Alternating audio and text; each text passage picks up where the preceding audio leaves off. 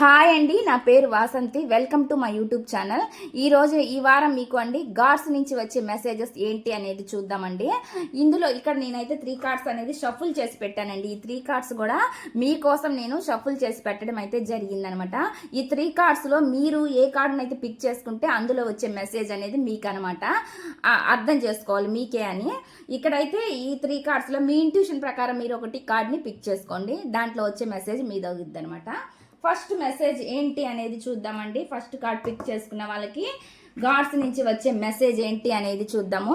First, develop discipline and focus, achieve your goals with determination అని చెప్తున్నారు అనమాట. అంటే దాని అర్థం ఏంటిదంటే, క్రమశిక్షణ మరియు దృష్టిని పెంపొందించుకోండి, దృఢ సంకల్పంతో మీ లక్ష్యాలను సాధించుకోండి అని చెప్తున్నారు అనమాట.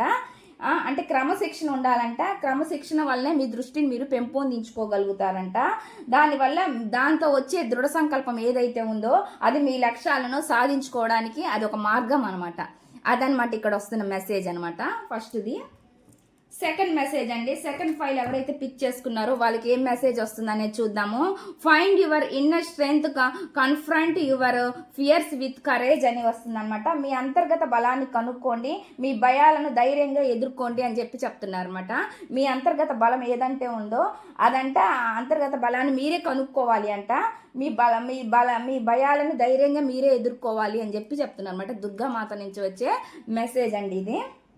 అంటే మీలో ఉన్న స్ట్రెంగ్త్ని మీరే తెలుసుకోవాలి, మీ బలాన్ని మీరే కనుక్కోవాలి అన్నట్లుగా చెప్తున్నారు అనమాట.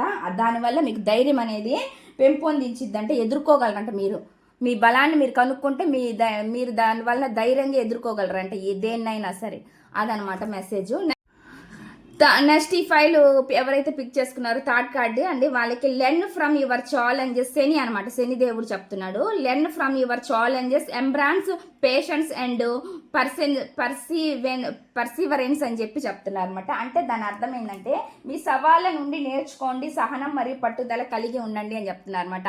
మీకు ఏవైతే సవాళ్ళు ఎదురవుతున్నాయో వాటి నుంచి మీరు ఒక ఛాలెంజెస్, లెసన్స్ అనేవి నేర్చుకుంటారు. శని అంటేనే మన లైఫ్లో శని అయితే ఏళ్ళనాటి శని అంటారు కదా, అది ఎవరికైతే జరుగుతుందో ఆ శని దేవుడు మనకి ఒక లెసన్ నేర్పించడం కోసమే మన లైఫ్లోకి ఆ శని దశ మనకి జరుగుతుంది అనుకోవాలండి. ఎందుకంటే ఆయన శని అంటేనే మన కర్మను మనము అప్పుడు ఫేస్ చేయాల్సి ఉండిద్ది అనమాట. అది గుడ్ అయినా బ్యాడ్ అయినా సరే, ఏదైనా మనం మంచి చేస్తే మంచి, చెడు చేస్తే చెడు అనమాట. అటువంటి ఇది శని దేవుడు మనకి నేర్పిస్తాడనమాట లెసన్స్ అనేవి. ఇక్కడ వస్తున్న మెసేజ్ అయితే, మీ సవాళ్ళను మీరు నేర్చుకోండి, సవాళ్ళ నుండి నేర్చుకోండి, సహనం మరియు పట్టుదల కలిగి ఉండండి అని చెప్తున్నారు. ఓర్పు అనమాట. మీరు ఏది చేయాలనుకున్నా దాంట్లో శని చాలా ఆలస్యంగా మీకు రిజల్ట్ అనేది వచ్చింది అనమాట.